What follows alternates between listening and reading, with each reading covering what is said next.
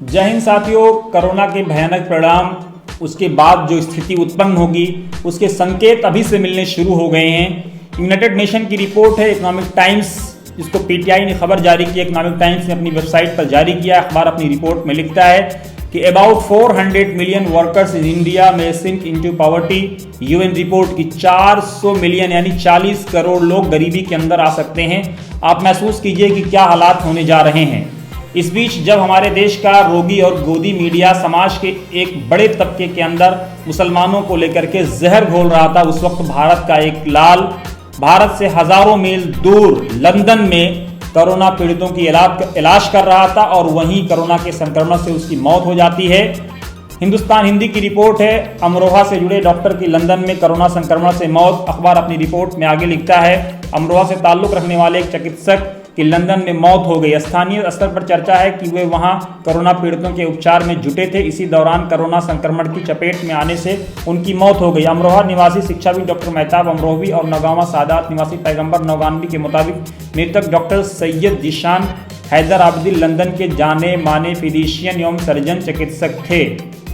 अब आप महसूस कीजिए कि एक डॉक्टर इस युग में मौत हो जाती है उसकी, लेकिन रोगी मीडिया आपको ये नहीं बताएगा। रोगी मीडिया आपको वो भी नहीं बताएगा कि एक मुस्लिम नर्स किस तरह से अपनी शादी को पोस्टपोन करके लोगों की जान बचाने के लिए आगे आती है। मानसिक रूप से बीमार मीडिया आपको ये भी नहीं बताएगा कि किस तरह से एक नर्स नुसरत की मौत हो जाती है बीमारों का इलाज करते हुए। मानसिक रूप से रोगी मीडिया आपको ये भी नहीं बताएगा कि किस तरह से मुसलमान सफाई कर्मियों को नोटों की माला पहना रहे हैं। आप इस वीडियो को देखिए, अनाज दे रहे हैं, गल्ला दे रहे हैं। रोगी मीडिया आपको यह भी नहीं बताएगा, रोगी मीडिया आपको यह भी नहीं बताएगा कि किस तरह से वो तबलीगी जमात को तालिबानी जमात बता रहा है और कह रहा है कि नहीं मैंने तो नहीं कहा, मैंने तो नहीं कहा। आप देखिए किस तरह से ये झूठ फैला रहा है रोगी मीडिया, और इसके झूठ का इतना बड़ा इसका झूठ हो गया कि आरएसएस को कहना पड़ा कि तबलीगी जमात का व्यवहार सारे मुसलमानों से जुड़ा नहीं है। ये आरएसएस कह रहा है। आप सोचिए कि रोगी मीडिया का जहर कितना समाज में घर कर चुका है। मुस्लिम समुदाय के एक बड़े वर्ग ने सरकार के निर्देशों का समर्थन किया है, लेकिन एक बड़ा तबका ऐसा भी है जो समझ नहीं रहा है। मनमोहन वैद्य सह सरकार कार्यवाहक आरएसएस कह रहा है। अब आगे देखिए सरकार क्या कह रही है। सरकार भी रोगी और गोदी मीडिया से किस हद तक परेशान है कि आप देखिए, सरकार की ओर से कहा गया है कि कोरोना से धार्मिक माहौल ना बिगड़ने पाए। देखें सरकार, राज्यों को सख्त निर्देश, कोरोना मरीजों से कोई भेदभाव ना हो। पीएम मोदी की पहल पर सामाजिक माहौल को ठीक रखने पर जोर, जमात के मामले पर भड़काऊ बयान देने से भी बचने की सलाह।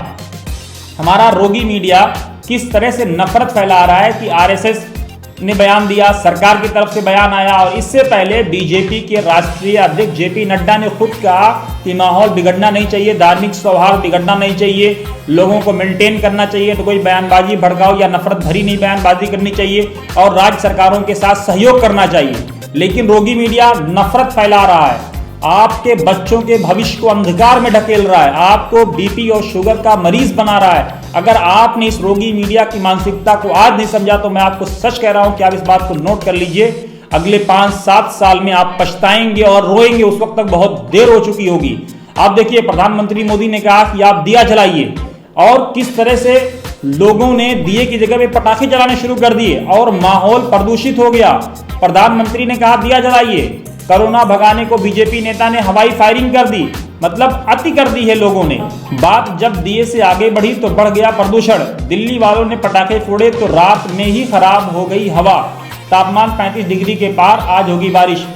किस तरह से आप देखिए ये नफरत फैला रहा है हमारा मीडिया। ये आपको नहीं बता रहा है, आपको ये भी नहीं बता रहा है कि हिंदू महिला के शव को मुस्लिमों ने कंधा दिया, और ये तीसरा वाकया है। ये वाकया भाषा की रिपोर्ट है, पीटीआई की इंदौर से है। मध्य प्रदेश के इंदौर के साउथ टोड़ा क्षेत्र में 65 वर्षीय हिंदू महिला की मौत के बाद मुस्लिम समुदाय के लोगों ने उसको कंधा दिया है।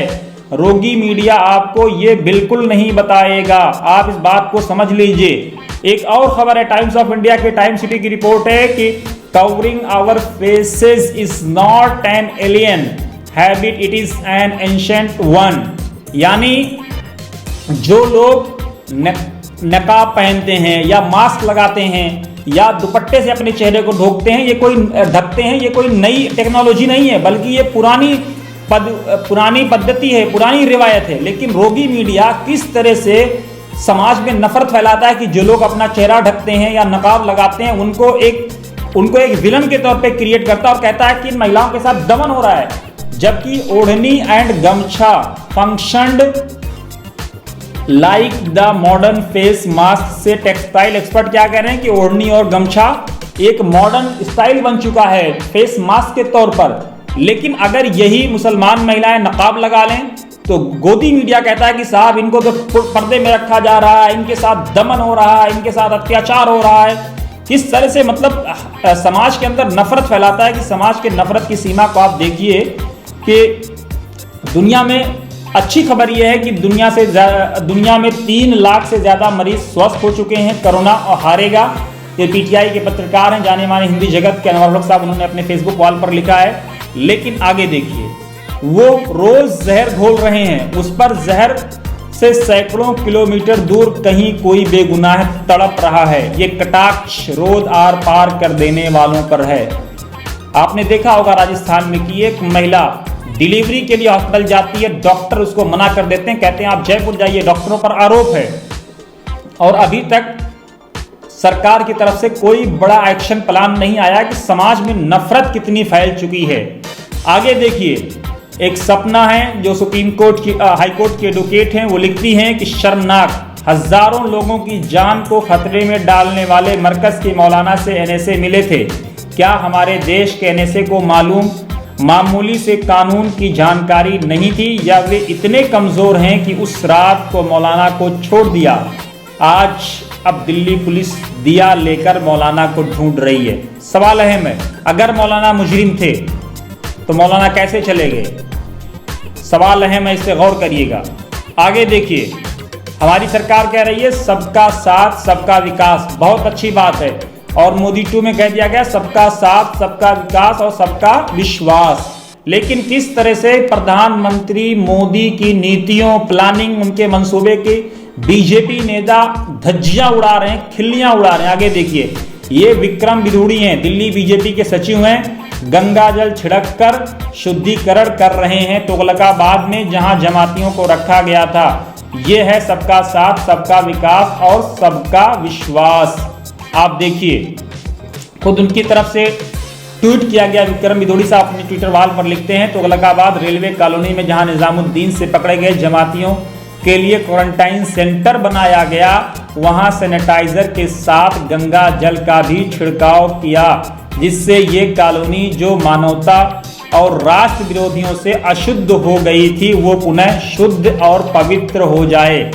हमारे प्रधानमंत्री कह रहे हैं कि साहब नफरत मत फैलाइए, हमारे प्रधानमंत्री कह रहे हैं घृणा मत फैलाइए, सरकार की तरफ से बयान आ रहा है, बीजेपी के नेता कह रहे हैं। आगे देखिए, मुस्लिम महिलाओं ने रामनवमी पर वाराणसी में भगवान श्री राम की आरती उतारी और उनसे तबलीगी जमात के पाप से देश को बचाने की प्रार्थना की। इस दौरान उर्दू में लिखी हनुमान चालीसा व आरती पढ़ी। मुस्लिम महिलाओं ने श्री राम की आरती उतारी, ये अखबार की हेडलाइन है। अब आप देखिए, नफरत किस तरह से कूट करके लोगों को जहन में भरी जा रही है और लोगों को मानसिक रूप से रोगी बनाया जा रहा है।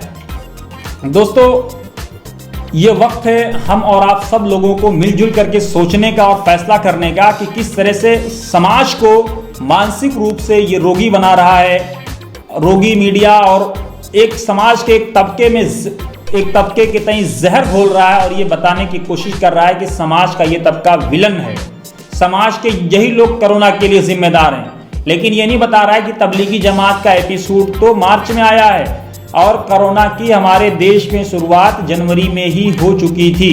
ये रोगी मीडिया आपको नहीं बता रहा। एक और खबर देखिए, ये जिला गाजियाबाद की सोसाइटी में रहने वाली जनता है। सरकार ने साफ कहा है कि सिर्फ 13 इलाके सील होंगे, लेकिन ये हजारों लोग सड़कों पर टूट पड़े। अब या तो सरकार का प्रचार तंत्र कमजोर है या जस्टिस काटजू ने सही कहा था कि 90% भारतीय इडियट हैं। उस पर हिंदी जगत के पत्रकार ने ट्वीट करते हुए लिखा है कि ये सब वही हैं जो रविवार को दीप जलाने के साथ पटाखे भी फोड़ रहे थे।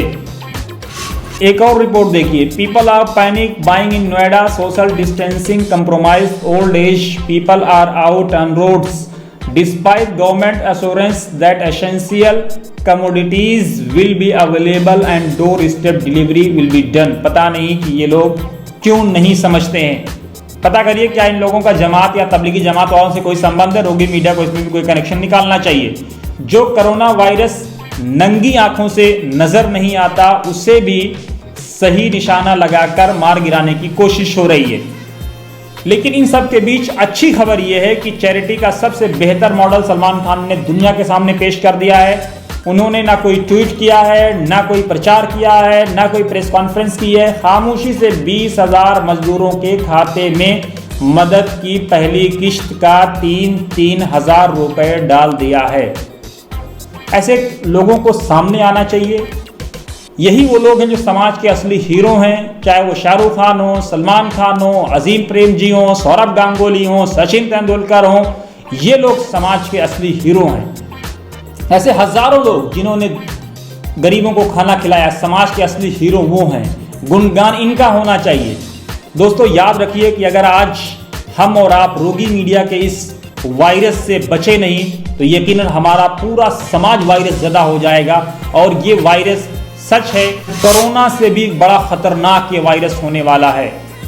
हमें इसको समझने की ज़रूरत है कि जो समाज के अंदर जो जहर फैलाया जा रहा है, आइए हम सब मिलकर के मोहब्बत की बात करें। जय हिंद, जय भारत। अगर हमारा एपिसोड आपको पसंद आया तो ज़रूर इसको आगे शेयर, लाइक, सब्सक्राइब और फॉरवर्ड करें।